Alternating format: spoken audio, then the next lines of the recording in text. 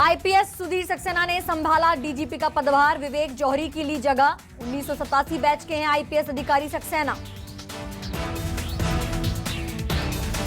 UP के चंदौली में CM Shivraj Singh Chauhan का अखिलेश यादव पर तंज, औरंगजेब से की तुलना, कहा पीएम मोदी का मिशन गंगा जबकि अखिलेश का मिशन है दंगा।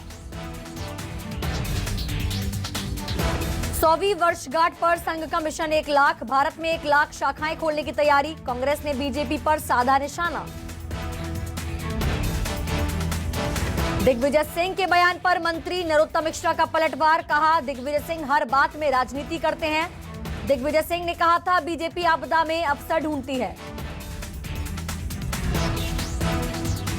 भोपाल के हमीदिया अस्पताल अधीक्षक का अजीबोगरीब आदेश, अस्पताल के कर्मचारी चाय पीने गए तो होगी कार्रवाई, अस्पताल परिसर में लगाए गए नोटिस।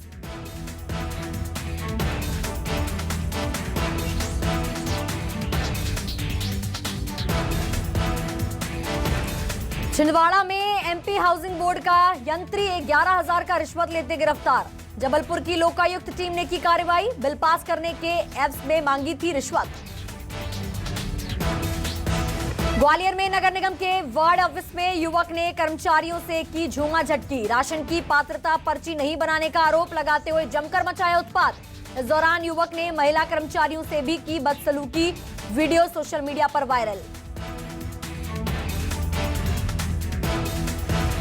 मध्य प्रदेश के रिटायर्ड आईएएस अरविंद जोशी का गंभीर बीमारी के बाद निधन, मध्य प्रदेश में आयकर छापे से लेकर प्रवर्तन निदेशालय के कई मामलों में थे आरोपी। बालोद में दिव्यांग बच्चों के लिए शल्य चिकित्सा, 5 दिव्यांग बच्चों का किया गया ऑपरेशन। दमोह के आजीविका मिशन कार्यालय में लगी भीषण आग, रिकॉर्ड रूम का रिकॉर्ड जला, मौके पर पहुंची फायर ब्रिगेड की टीम ने आग पर पाया काबू, पुलिस और विभागीय अधिकारी भी मौके पर पहुंचे। नीमच के रामपुर थाना क्षेत्र में पेड़ पर लटकी मिली नाबालिग प्रेमी जोड़े की लाश, आत्महत्या से पहले दोनों ने बनाए थे वीडियो। मंदसौर के गरोट में मोबाइल रिपेयरिंग के दौरान फटी आईफोन की बैटरी, दुकानदार ने भागकर बचाई अपनी जान, पूरी घटना सीसीटीवी कैमरे में कैद। नरसिंहपुर के घुरपुर गांव में 2 भाइयों में विवाद के बाद भाई ने कर दी अपने ही भाई की हत्या, हत्या के बाद इलाके में फैली सनसनी, पुलिस ने हत्या के आरोपी भाई को किया गिरफ्तार। बालोद में चोरी करने के मामले में 2 लोग गिरफ्तार, आरोपियों के पास से पुलिस ने लाखों रुपए का सामान जब्त किया। मंदसौर में एटीएम डकैती की योजना बना रहे 4 आरोपियों को पुलिस ने किया गिरफ्तार, एक आरोपी अभी भी चल रहा है फरार। मुंगेली में जिला अधिवक्ता संघ ने सौंपा ज्ञापन, प्रदेश में अधिवक्ता सुरक्षा अधिनियम लागू किए जाने और रायगढ़ जिले में अधिवक्ताओं के खिलाफ दर्ज हुए मामलों को तत्काल वापस लेने सहित 9 सूत्रीय मांगों को लेकर राज्यपाल के नाम ज्ञापन सौंपा, मुंगेली कलेक्टर को भी सौंपा ज्ञापन। यूक्रेन छोड़कर जाने की अटकलों को राष्ट्रपति जेलेंस्की ने फिर नकारा, दूसरा वीडियो जारी कर कीव में होने का जेलेंस्की ने किया दावा, वीडियो जारी कर कहा कीव के प्रेसिडेंट हाउस में ही हूं। शुक्रवार को देर रात भी जॉर्जिया में किया था समर्थकों को वर्चुअली संबोधित, जेलेंस्की ने कहा कि रूसी आक्रमण के खिलाफ लड़ाई जारी रहेगी और हम जीतेंगे। यूक्रेन पर हमला करने के बाद राष्ट्रपति जेलेंस्की को मारने के 3 बार नाकाम कोशिश की गई। ब्रिटेन के एक अखबार के मुताबिक रूस के हमलावरों के 2 गुटों ने 24 फरवरी के बाद 3 बार हमला किया। अमेरिका उपराष्ट्रपति कमला हैरिस के पोलैंड आने की संभावना है,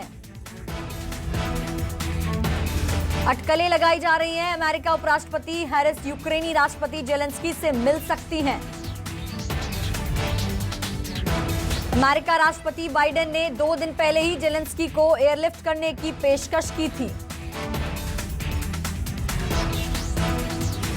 रूस यूक्रेन के बीच तीसरे दौर की बातचीत आज या कल हो सकती है। यूक्रेनी राष्ट्रपति जेलेंस्की के देश छोड़ने की अटकलों के बीच उम्मीद है कि युद्ध विराम पर कोई फैसला हो सकता है। दोनों देशों के बीच 2 दौर की बातचीत बेनतीजा रही थी। दूसरे दौर की बातचीत में दोनों देश आम नागरिक और विदेशियों के लिए सुरक्षित पैसेज देने पर सहमत हुए थे। ऑपरेशन गंगा के तहत रोमानिया, पोलैंड, हंगरी से 48 विमान भारतीय छात्रों को लेकर लैंड कर चुकी है। पोलैंड के रेसेसजोव एयरपोर्ट से 639 भारतीय स्वदेश रवाना हुए हैं। वर्सा स्थित भारतीय दूतावास के मुताबिक इंडिगो की 2 और एक C-17 ग्लोमास्टर विमान ने उड़ान भरी। यूक्रेन के पैसोचीन में फंसे लगभग 1000 भारतीयों को बसों के जरिए बाहर निकाला गया। विदेश मंत्रालय मुताबिक शुक्रवार तक यूक्रेन से 20,000 भारतीय नागरिक बाहर निकल चुके हैं। यूक्रेन में अब भी 2000 से 3000 भारतीयों के फंसे होने का अनुमान है। यूक्रेन में फंसे भारतीयों की अब बेलारूस के जरिए भी वापसी होगी। बेलारूस से भारतीयों की वापसी के लिए शुक्रवार से रजिस्ट्रेशन शुरू हो गए। सरकार के मुताबिक बेलारूस में 600 छात्र सहित 648 भारतीय हैं। केंद्रीय मंत्री किरण रिजिजू ने शुक्रवार को स्लोवाकिया के प्रधानमंत्री एडवर्ड हैगर से मुलाकात की।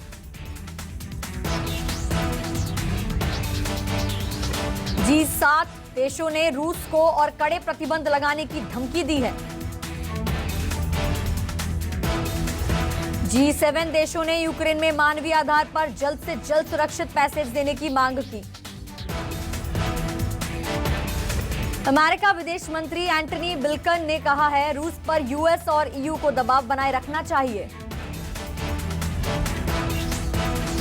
ब्लिंकन ने रूसी सेना पर खाद्य और जरूरी सामानों की सप्लाई रोकने का भी आरोप लगाया। माइक्रोसॉफ्ट कंपनी ने रूस में अपने सभी नए उत्पाद और सेवा बंद करने का ऐलान किया है।